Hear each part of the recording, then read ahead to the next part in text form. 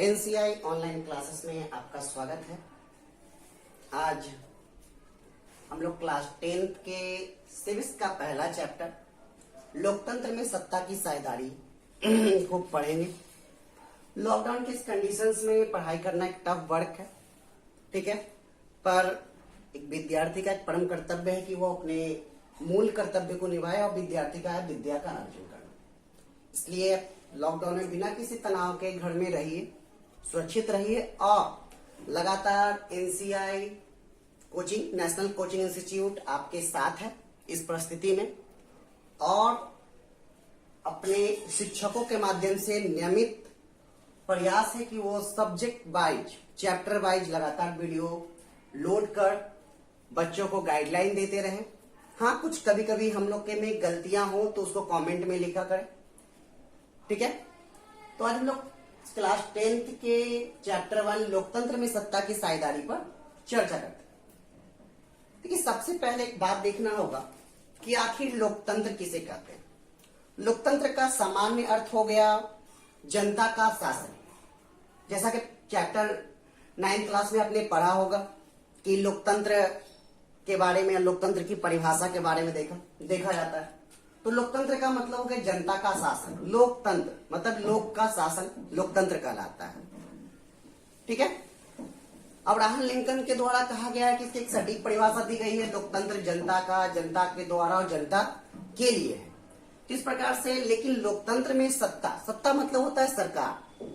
तो लोकतंत्र में सत्ता की साझेदारी किस प्रकार से महत्व रखती है या उसका क्या योगदान है, इस चैप्टर में इसी बात को देखना और समझना होगा। तो अगर देखा जाए तो किस तरह लोकतंत्र में सारी सामाजिक भिन्नताओं, अंतरों और असमानताओं के वे समझ से बैठाकर उनका सर्वमान्य समाधान देने की कोशिश करता है। तो लोकतंत्र क्या हो गया? तो लोकतंत्र एक ऐसा माध्यम है जो सभी प्रकार की समस्याओं के बीच, सभी प्रकार के भिन्नताओं के बीच है ना, तो इन सब के बीच में भी लोकतंत्र कोशिश करता है उसकी समस्या का समाधान देना। और जो ये समस्याएं हैं या जो चीजें आती हैं लोकतंत्र के समस्याओं के बीच, जैसे जातिवाद हो गया भिन्नता के रूप में देखा जाए, या कोई एक दल अच्छा से किसी काम को कर रहा है, दूसरा दल उसकी कार्य को नापसंद करता है। हाल ही हम लोग आसपास में देखते हैं कि अगर सत्तारूढ़ दल, जैसे मान लीजिए सत्तारूढ़ बीजेपी है ना, और उसके अगेंस्ट में कांग्रेस है, तो हमेशा कांग्रेस क्या करेगा? बीजेपी का विरोध करेगा। फिर कुछ जाति पक्ष पर कोई कानून बनता है तो उसका अन्य जाति पक्ष कुछ विरोध करते हैं। तो लोकतंत्र के सामने ऐसी कई चुनौतियां मौजूद होती हैं, और इन चुनौतियों का समाधान देने की कोशिश कौन करता है? लोकतंत्र करता है। तो इस प्रकार से आप पहला पॉइंट लिखेंगे। पहला पॉइंट आपका होगा लोकतंत्र सारी सामाजिक भिन्नताओं, अंतरों और असमानताओं के बीच सामंजस्य से बैठाकर उनका सर्वमान्य समाधान देने का कोशिश करता है।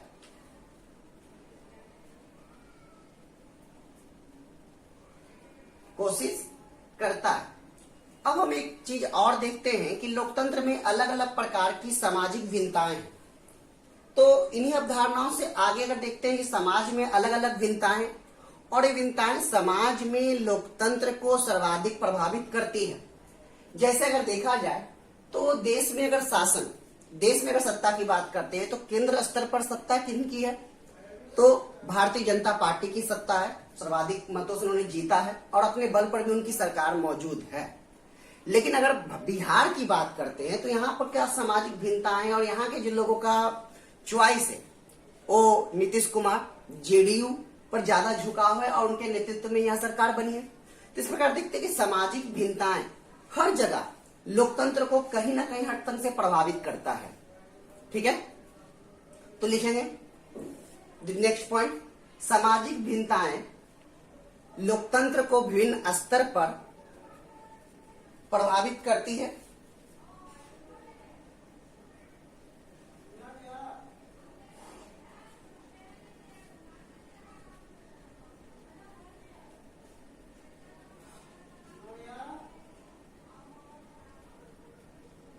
सरस्वती चैप्टर में हम लोग देखेंगे कि किस प्रकार सामाजिक भिन्नताएं सामाजिक विभाजन का कारण बनती है, और साथ साथ जो सामाजिक विभाजन का कारण जो बनती है और भेदभाव करने वाली 3 कारक, जिसमें जाति, धर्म और लिंग आधारित सामाजिक विषमता क्या है। ठीक है, तो इस चैप्टर में इन सब चीजों के बारे में पढ़ेंगे। लेकिन सबसे पहला जो टॉपिक हम लोग इसके अंदर देखेंगे वो देखेंगे लोकतंत्र में द्वंद्व।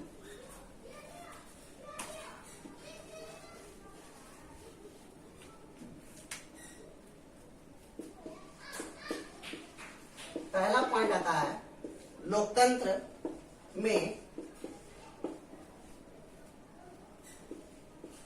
द्वंद्ववाद।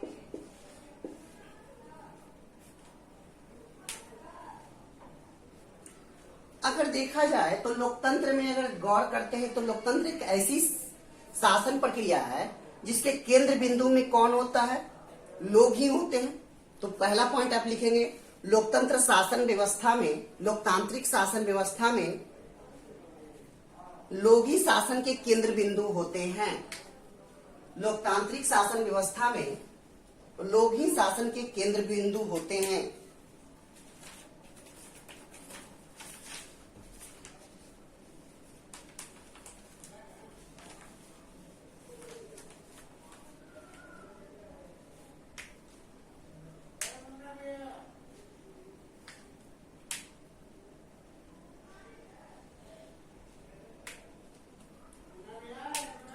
अब देखते हैं जब लोकतंत्र लोगों के शासन व्यवस्था के अकॉर्डिंग चलता है, जैसे अभी मान ले लॉकडाउन का समय है ना, तो बहुत सारे लोग बोल रहे हैं क्या वजह है, गवर्नमेंट ने ऐसा क्यों किया, बहुत लोग भूखे मर जाएंगे, गरीबी आ जाएगी, बहुत तरह की बातें हैं।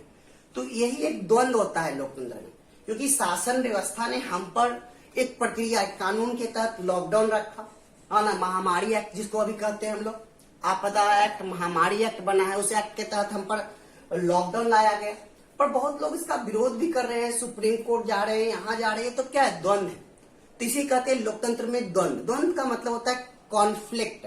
कॉन्फ्लिक्ट का अगर अंग्रेजी में कॉन्फ्लिक्ट हो गया, और इसको शाब्दिक अर्थों में समझा जाए कि वे मुद्दे जिन पर कोई सहमति न बन पाते हैं उसे द्वंद्व कहते हैं।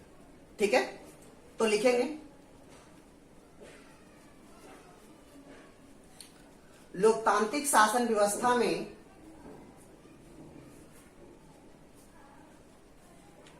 लोकतांत्रिक शासन व्यवस्था में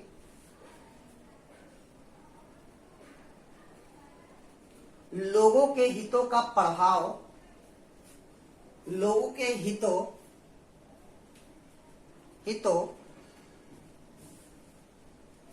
पर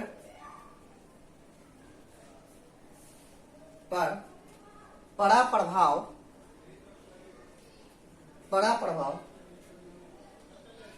कभी कभी शासक तथा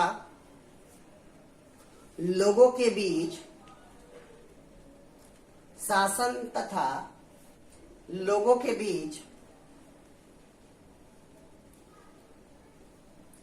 बीच तनाव का कारण बन जाता है, तनाव का कारण बन जाता है, जिसे लोकतंत्र में द्वंद्व कहा जाता है।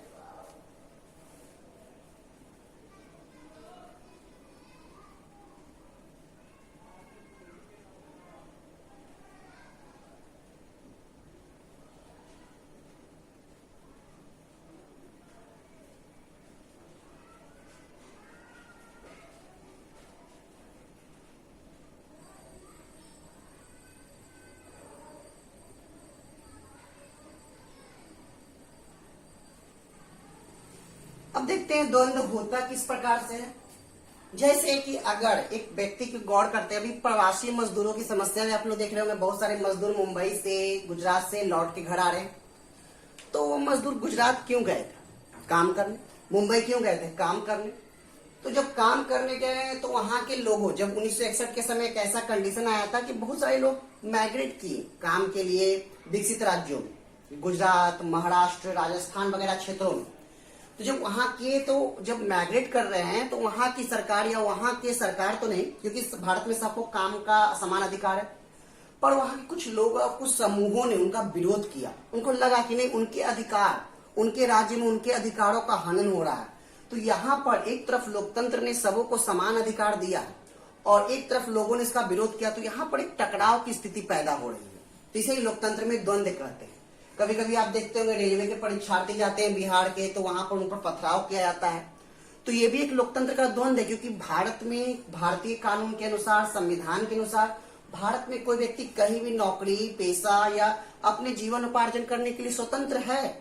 पर वहां पर जो क्षेत्रीयता की भावना है या भाषावाद की भावना है, कहीं ना कहीं एक विवाद का कारण बनी है, जिसके कारण से क्या होता है, लोकतांत्रिक द्वंद्व का पैदा होता है। मतलब लोकतंत्र के अंतर्गत ही, है ना, भावनाओं के टकराते हैं लोगों का, और इसे ही लोकतांत्रिक द्वंद्व कहा जाता है।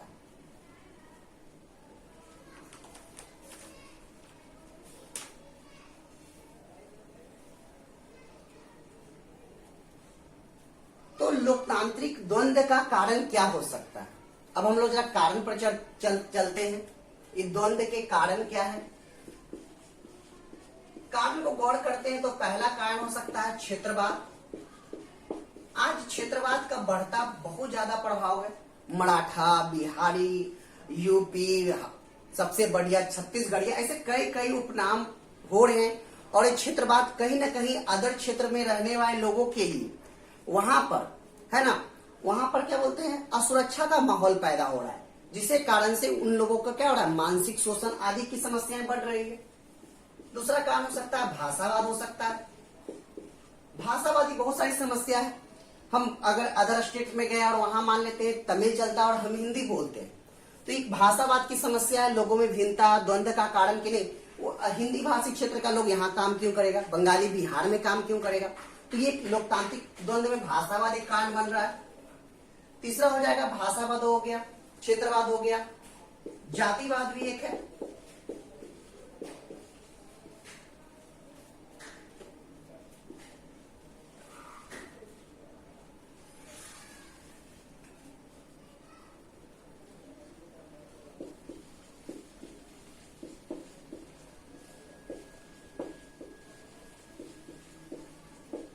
विकास में असमानता, विकास में असमानता एक नया टॉपिक है। देखिए विकास में असमानता, बिहार में उद्योग नहीं है तभी लोग जाके माइग्रेट कर रहे हैं। तो माइग्रेट अगर कर रहे हैं तब ना समस्या आ रही है। तो विकास में असमानता हुआ है।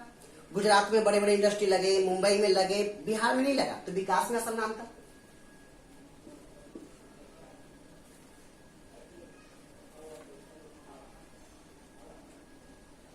भाषावाद, जातिवाद, क्षेत्रवाद, और एक हो जाएगा अपना संप्रदायवाद। ये सब ऐसे कारण रहे हैं जिनके कारण लोकतांत्रिक द्वंद्व पैदा हो रहा है। इसको नोट करेंगे आप सब।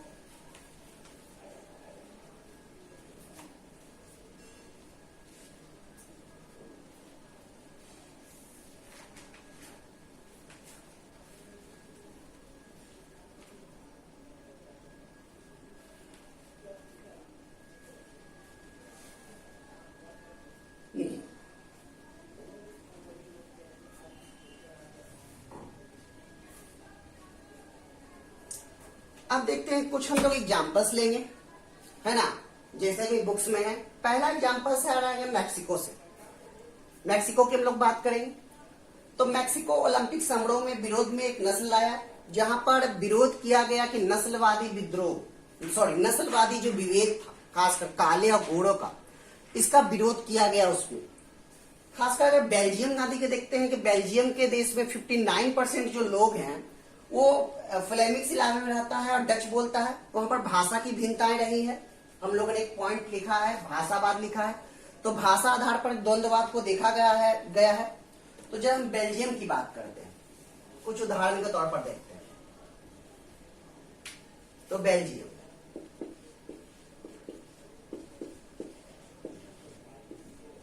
ये बेल्जियम एक देश है। तो यहाँ पर 59% जो लोग हैं वो डच बोलते हैं, डच भाषा का प्रयोग करते हैं, डच बोली, ठीक है। 40% लोग फ्रेंच बोलते हैं, फ्रेंच बोलते हैं और 1% लोग जर्मन बोलते हैं, या अन्य भाषा आप समझ लीजिए कोई भी। अब इसकी राजधानी है, बेल्जियम की राजधानी है ब्रुसेल्स।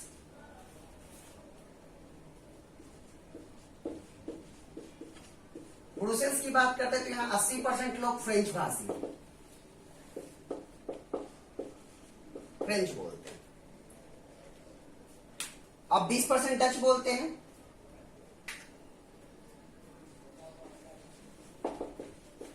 फ्रेंचवादी ज्यादा समृद्ध है, तो शासन पर इनका ज्यादा अच्छा प्रभाव है, क्योंकि ज्यादातर जो समृद्ध होते हैं उनका प्रभाव है।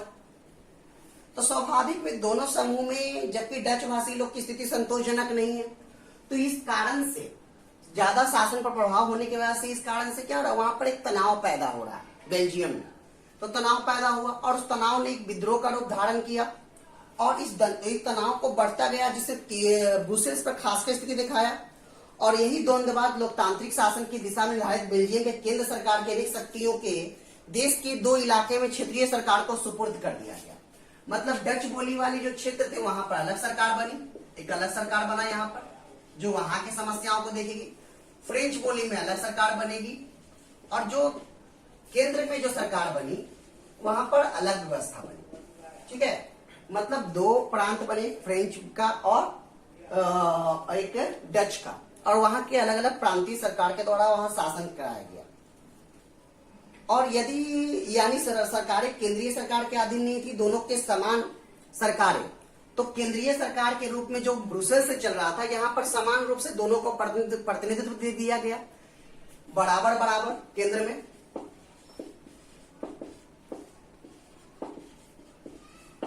बराबर बराबर दिया गया और इस प्रकार से बेल्जियम में जो लोकतंत्र के लिए द्वंद्व उत्पन्न हुआ था, उस द्वंद्व को समाप्त कर दिया गया। ठीक है, तो बेल्जियम में उत्पन्न द्वंद्व को तो समाप्त किया गया अगर ये देखते हैं, लेकिन एक हमारा एक पड़ोसी देश है श्रीलंका। ठीक है, जब तक आप पहले इसको नोट कीजिए, तब श्रीलंका का कहानी पर हम लोग चर्चा करेंगे, वहां पर किस प्रकार का लोकतांत्रिक द्वंद्व देखने को मिला।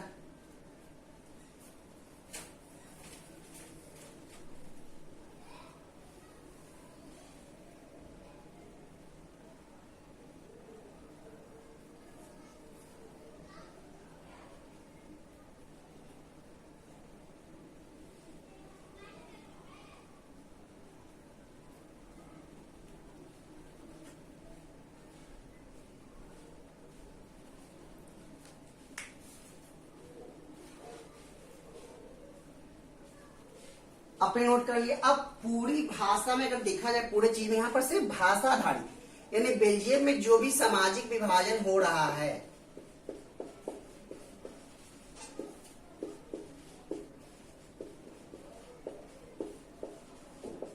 का आधार क्या रहा है,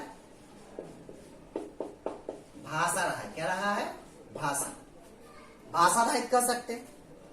पर अगर श्रीलंका में आते हैं तो श्रीलंका में तमिल और सिनुई 2 जातियां पाई जाती हैं। जातियां कह ले या भाषा कह ले।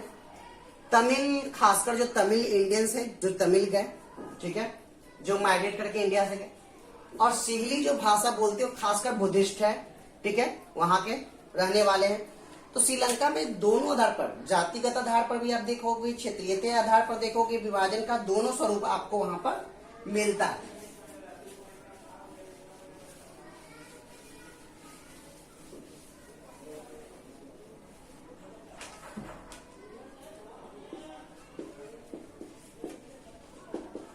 श्रीलंका,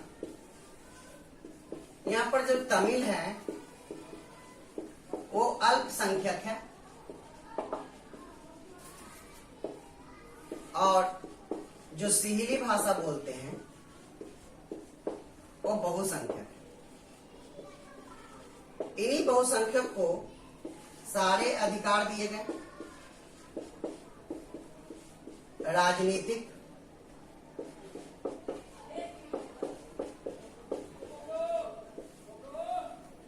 और रोजगार के, जिसे कारण तमिलों ने क्या किया, विद्रोह कर दिया और इसी विद्रोही संगठन का नाम था लेट्टे।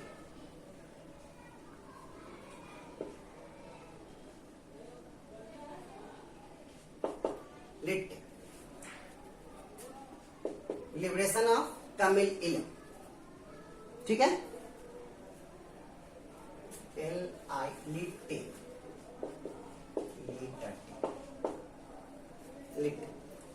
लिबरेशन ऑफ तमिल इलम विद्रोह किया। यहां पर क्षेत्रीय, क्योंकि तमिल भाषी जो श्रीलंका में क्षेत्र रहते तो भारत के सटे हुए क्षेत्र में रहते थे, ठीक है, तो क्षेत्र आधार पर भी यहाँ भेदभाव किया गया और सिहलियों की सरकार बनी, राजनीतिक रूप से उनका यह अधिकार रहा और रोजगार में भी उन्हें अवसर ज्यादा मिले। इसी कारण से तमिलों के तमिल अल्पसंख्यकों ने वहां पर विद्रोह किया, लिबरेशन ऑफ तमिल इलम यानी लिट्टे के संगठन के आधार पर। और वो विद्रोह इतना व्यापक रहा कि श्रीलंका में कई सालों तक गृह युद्ध चलता रहा, ठीक है, और अंततः लिबरेशन ऑफ तमिल इलम के खत्म होने के बाद श्रीलंका में इन सब चीजों का रास्ता साफ हुआ और भारत के सहयोग से बहुत हद तक वहां पर स्थिति को सामान्य किया गया है और तमिलों को कुछ हद तक अधिकार दिए गए हैं, लेकिन अभी भी वहां भी समस्या चल रही है। तो जिस प्रकार से बेल्जियम ने भाषा आधार पर अपनी समस्या को सॉल्व कर लिया सरकार के, सामुदायिक सरकार या अन्य सरकारों के माध्यम से, श्रीलंका वो न कर पाए। और श्रीलंका में सामाजिक विभाजन का क्या कारण रहा?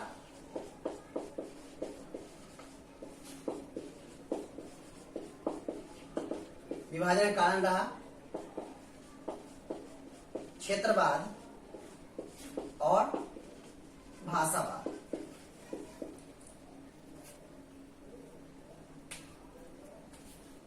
तो इस प्रकार से लोकतंत्र में द्वंद्ववाद को हम लोगों ने पहले स्तर पर देख लिया, दो एग्जाम्पल्स के माध्यम से समझ लिया, ठीक है। इसको आप लोग इस वीडियो को देखिए बार बार। अगर कुछ वीडियो में कहीं भी आपको लग रहा है आप नहीं समझ रहे हैं या कोई चीजें गलत बताई गई हो तो उसके कमेंट बॉक्स में आप लिखिएगा, अगले दिन उसके लिए आपको जवाब जब नेक्स्ट वीडियो बनेगा तो दे दिया जाएगा। ये पार्ट 1 है। इसके बाद इसी चैप्टर के कुछ अगले पॉइंट के बारे में हम लोग नेक्स्ट क्लास में चर्चा करेंगे। इसका नोट्स आप अपने कॉपी में जरूर कीजिए जिस प्रकार से बनाया जा रहा है, और घर पर रहिए, सेफ रहिए और किसी भी अफवाह पर ध्यान मत दीजिए, ठीक है। आराम से अपने पढ़ाई पर फोकस कीजिए और अफवाहों पर ध्यान नहीं दीजिए। अपने और अपने पेरेंट्स सबको इसके लिए सचेत कीजिए, ठीक है। Good day. एनसीआई क्लासेस आपका इसी प्रकार से लगातार आपका सहयोग करता रहेगा।